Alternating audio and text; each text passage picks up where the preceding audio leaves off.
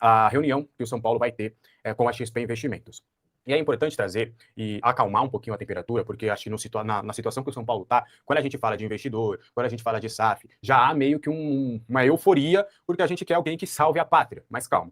Haverá essa reunião na quarta-feira com a XP, com a CIS, que vai conversar sobre isso. A XP foi o Marcelo Pepe quem trouxe, né? O Marcelo Pepe é o conselheiro do Grupo Legião, se eu não estiver enganado. Peço desculpa se o Marcelo Pepe estiver vendo e quiser me corrigir, mas se eu não me engano, ele é do Grupo Legião, é que às vezes agora mudou tudo, eu tô me confundindo bastante com o grupo político. Até alguns conselheiros têm me chamado, pô, você falou que eu sou do Grupo X, do Grupo Y, eu tô fazendo as correções, mas é Copa do Mundo e é tanta coisa de São Paulo que às vezes minha mente está falhando um pouquinho. Mas ele que levou, intermediou isso, e o Macis está disposto a querer conversar com a XP Investimentos. Só que existem dificuldades para entender como a XP Investimentos poderia entrar para essa possibilidade de investir realmente uma boa grana no São Paulo, algo em torno de 1,2 milhão, porque são várias variáveis, e aí a ideia dessa reunião é justamente diminuir essas variáveis e começar a conversar sobre algo sólido, algo concreto. Porque em um primeiro momento a gente pensa, SAF, mas SAF não vai acontecer, não tem como isso acontecer. Então aí vamos buscar alternativas. Algumas alternativas seria, por exemplo, a XP dar uma grana para o São Paulo pelo name rights do Morumbis, cuidar da reforma no Morumbis e também ficar como administradora do estádio. Então, algo parecido com o que fizeram lá com o Allianz Parque, por exemplo. Então, além de uma baita de uma grana que eu vou te dar pelo nome, aí XP Morumbi, Morumbi XP, enfim, sei lá como é que vai ser usado o nome, caso feche. E aí, além de tudo, a gente faz aqui, a gente cuida da administração do estádio, faz a reforma e cuida da administração por 30 anos e a gente paga uma quantia, enfim, tudo isso conversado.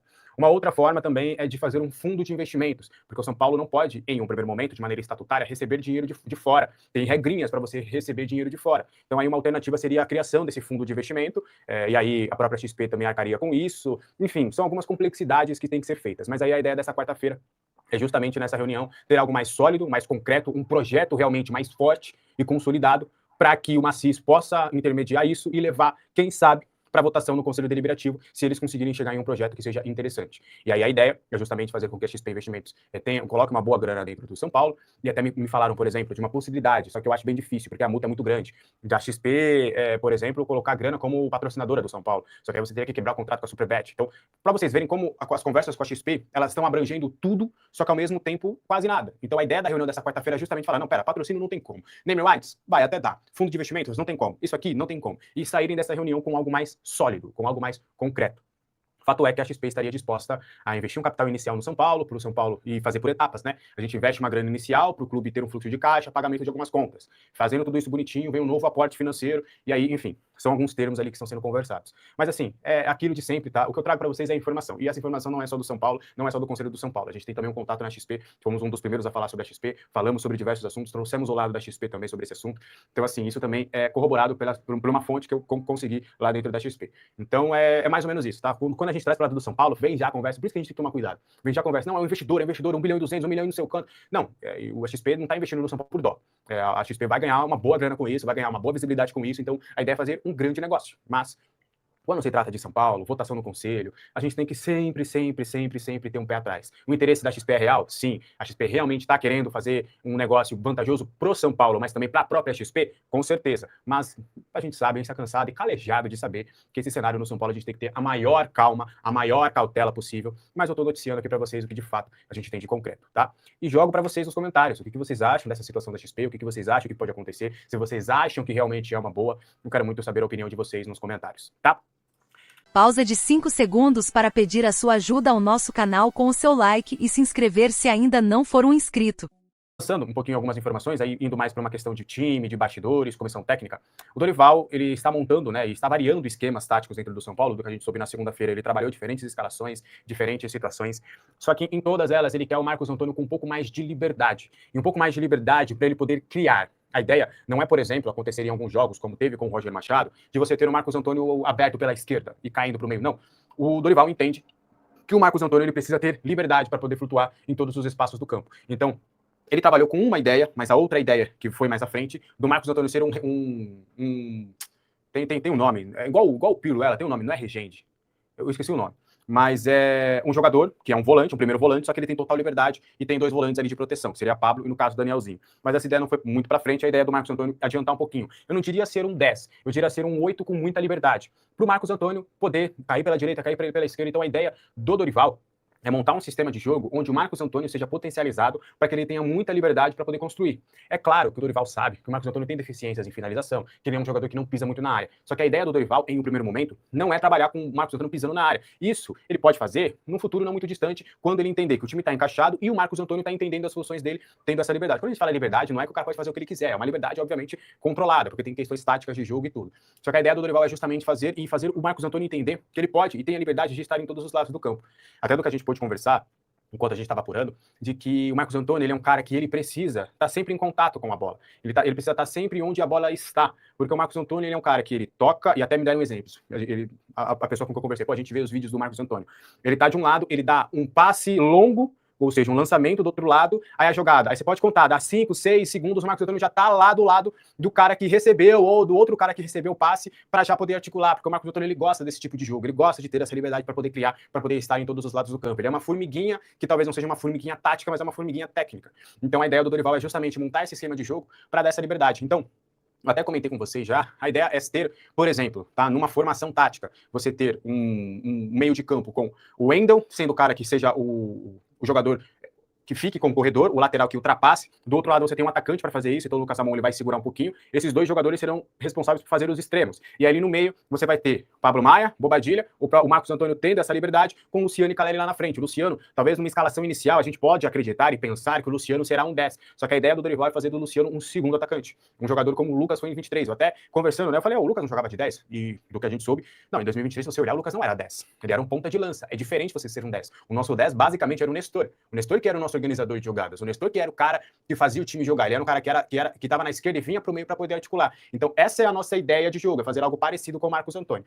Então é mais ou menos nesse cenário que o Dorival está pensando sobre o Marcos Antônio. E aí corrobora um pouquinho também com uma outra informação que a gente vai trazer, que o Dorival não faz mais questão de ter um 10. A gente sempre contou aqui para vocês que a prioridade do Dorival era contratar um zagueiro, que não chegou ainda, contratar um ponta, que é o Victor Sá, contratar um 8, que também ainda não chegou. Essas eram as 3 prioridades do Dorival, porque o sistema defensivo ele viu que estava uma peneira, que ele precisa de um jogador para jogar. De um volante, que ele precisava de um volante mais físico, porque ele tem um meio de campo muito técnico. E do ponta, porque ele precisa de um ponta decente, já que o Ferreirinha acabou não conseguindo convencer o treinador. E aí, depois dele fechar essas prioridades, ele gostaria de que o São Paulo analisasse o mercado em busca de um 10, justamente para ser, entre aspas, um substituto do Marcos Antônio, nessa função que a gente acabou de falar.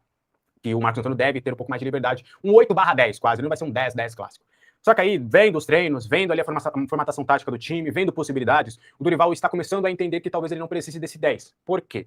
Porque no esquema ideal de jogo, ele ainda vai sobrar 3 jogadores que ele entende que por características diferentes podem fazer essa função. O primeiro é o Pedro Ferreira. Ele tem gostado muito do Pedro Ferreira. Ele está entendendo que o Pedro Ferreira pode ser uma joia que ele pode estar lapidando. E se ele trazer um 10, pode inibir o espaço do Pedro Ferreira.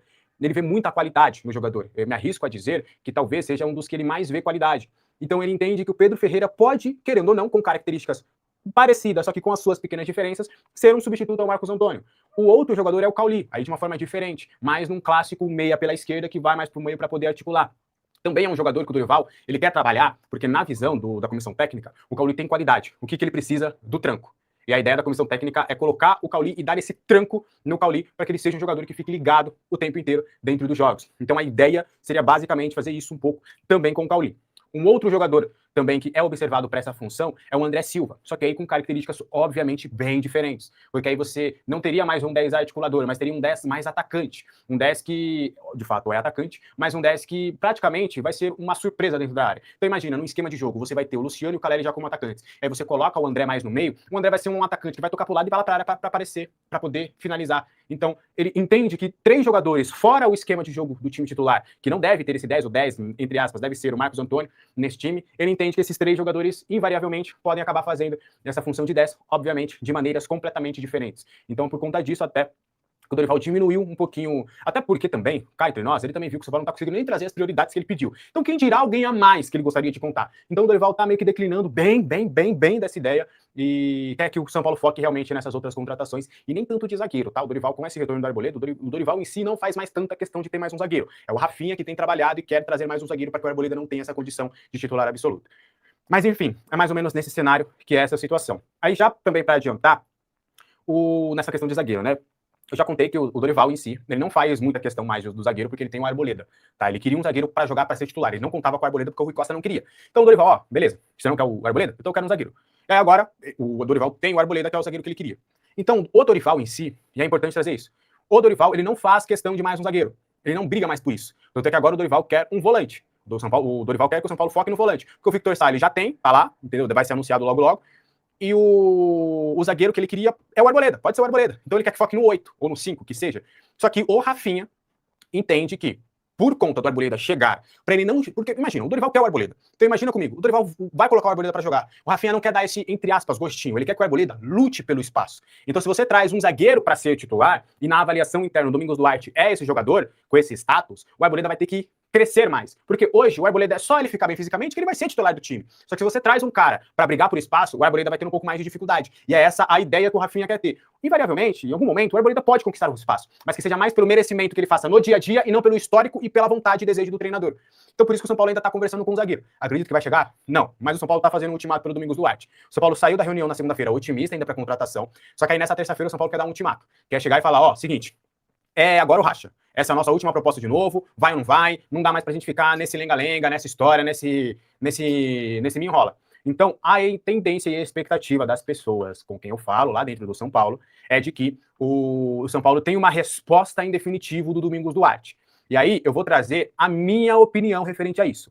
Espero estar muito errado, mas eu acho que o Domingos Duarte não vem, porque é o mesmo cenário ainda que estava lá com o Rui Costa.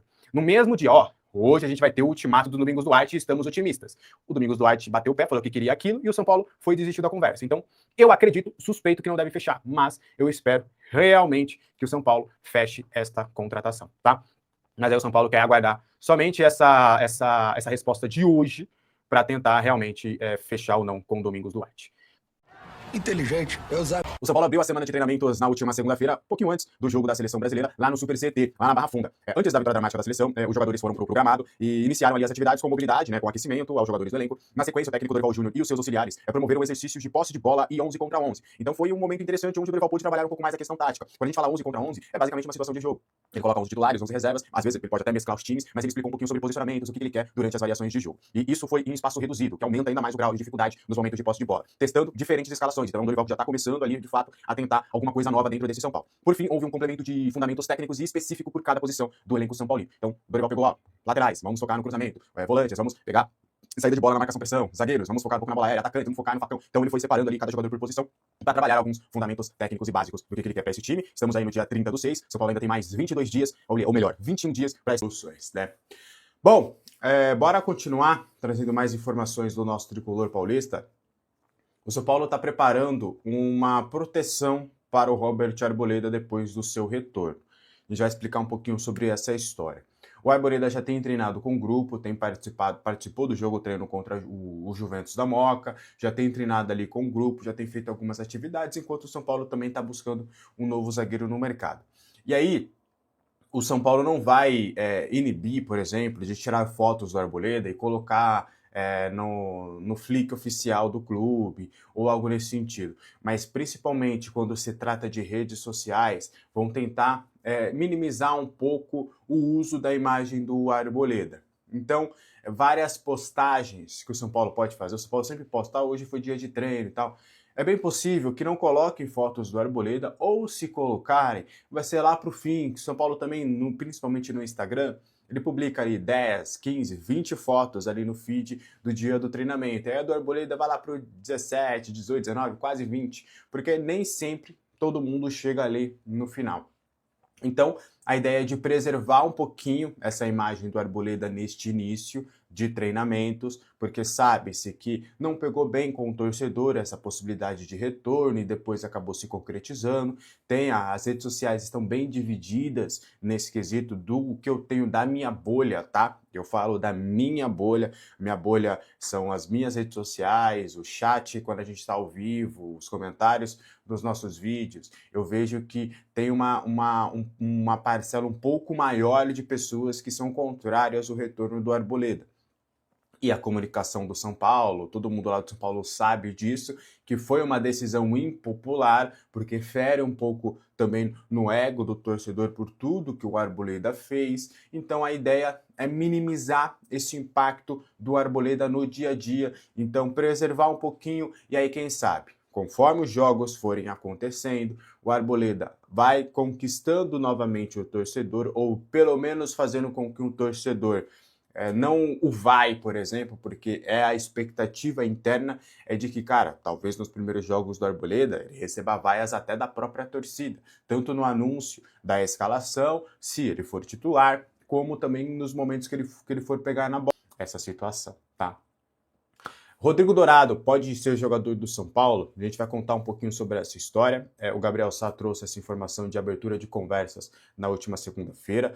Na semana passada eu contei para vocês que o agente do Luciano ofereceu os serviços do Rodrigo Dourado, porque ele está fora dos planos lá do América do México após a demissão do André Jardine.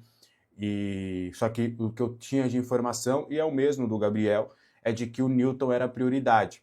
Só que o que aconteceu para ter uma diferença? É que agora o Newton de novo deu uma travada. O São Paulo esperava a resposta do Botafogo. O Botafogo e o São Paulo já finalizaram os termos. Só que o Botafogo precisa entrar em um acordo com a Jacuipense, porque a Jacuipense tem algum percentual do Newton. E o Botafogo tinha algumas cláusulas ali no contrato que ele poderia adquirir um pouquinho mais do Newton e tudo, então tem esse imbróglio. E aí o São Paulo esperava uma resposta na sexta-feira do Botafogo, o que não aconteceu. Esperava uma resposta no sábado, o que não aconteceu. Esperava uma resposta na segunda-feira, o que também não aconteceu. Então aí o São Paulo viu uma possibilidade do Rodrigo Dourado de começar uma conversa.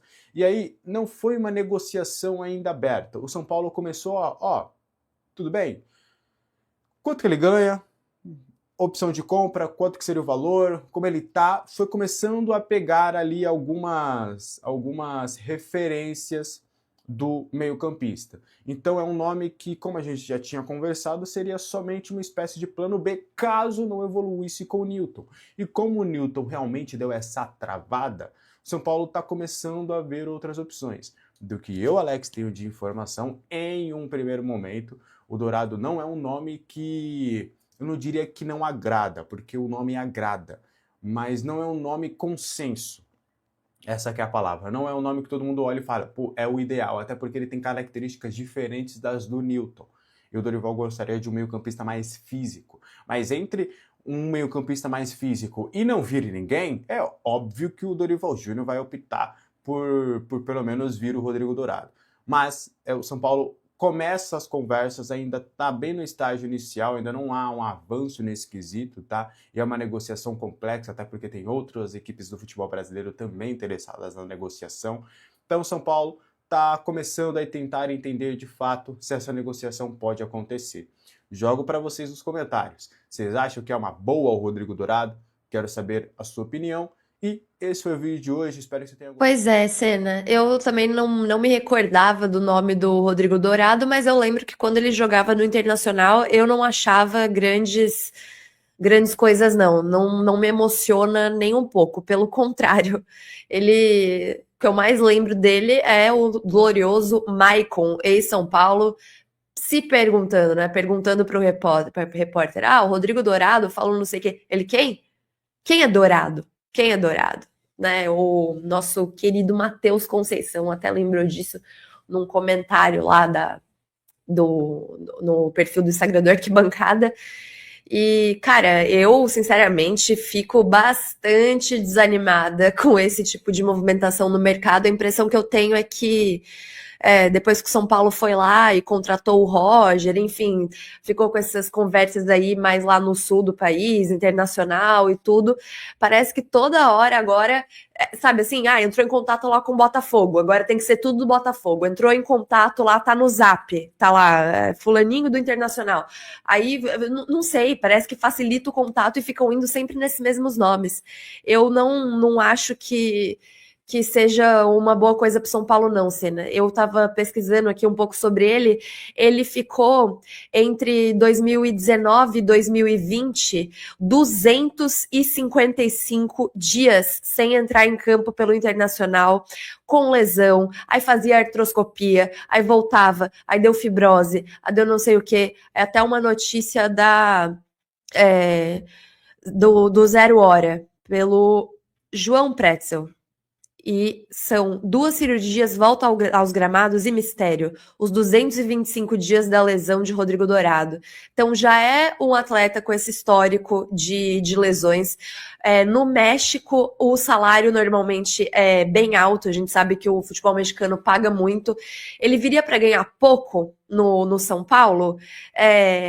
Eu não sei, eu não vejo essa necessidade. E o pessoal tá falando aqui no chat, concordo. Então fecha a Cotia, porque se você não tem um atleta da base do São Paulo que possa minimamente entregar o que o Rodrigo Dourado entregaria, a coisa tá muito complicada. Até fui pesquisar o empresário dele, né, para ver também se não tem alguma coincidência, mas o empresário dele é o Fernando Garcia, da Elenco Esportes, né? E não tem nenhum jogador que eu tenha achado que, enfim, esteja no São Paulo, que tenha alguma mutreta, entre aspas, nesse sentido. Mas não é uma contratação que me empolga nem um pouco, não traria. E é isso, eu acho que, sabe, eu não sei, às vezes eu tenho a impressão, Senna, que eles jogam essa coisa pra torcida pra medir um pouco a temperatura, entendeu? Pra ver se teria boa aceitação. Só que, então, se eles querem medir a temperatura, ao que me cabe, eu digo que não traria. Fernando Garcia, meu primo, eu tô brincando. Igual o Vitor Sá, primo do Gabriel Sá, meu primo, empresário Fernando Garcia. Brincadeira. Ó, o Placa Preta, né, o nosso Roberto Maganha, ele lembrou aqui, Thiago Maia é o próximo. Exatamente. Veio essa especulação também lá do Internacional. Para mim, isso só denota a falta de criatividade. Ele não é que o São Paulo vai identificar, tipo, o São Paulo ativamente toma a iniciativa de identificar oportunidades de mercado. Não, parece que ele só fica recebendo e aí avalia. Cara, é muito desanimador, honestamente. Cara, é muito complicado, né? Eu pus uma enquete aí para vocês opinarem no chat sobre o Rodrigo Dourado, porque olha o ponto que a gente tem que começar a fazer agora, né? Essa fala da Marina me chamou a atenção, né? E a gente tem feito isso quase todos os dias aqui, né? Quando surge um nome especulado, a gente vai olhar primeiro, antes do scout do cara, a gente vai olhar quem é o empresário. Olha o ponto que a gente chegou, né? Porque ou parece ser mutreta, parece ser indicação de alguém, parece ser venda casada, sabe? Sempre parece ou transparece alguma coisa ilegal, incorreta, né? Não é saudável, né, a gente pensar isso toda vez que vem uma especulação de nome, mas assim, são nomes tão fora da necessidade ou fora daquilo que podem contribuir para o São Paulo que a gente só consegue pensar nisso, né, Marina? Então, a gente vai olhar primeiro quem é empresário, se não é esquema, e é muito o que você falou. Os nomes que chegam sondados para o São Paulo, ou jogados para termômetro, para ver se a torcida aprova ou não parecem ser um trabalho de scout, parece ser assim, uma baseada que algum empresário jogou e falou assim, ó, tá aí, pega um desses aí que você tá me devendo dinheiro e você tem que contratar um desses. Aí a gente vai lá no que sobra e traz, sabe? É um negócio muito ruim pra gente como torcedor, né?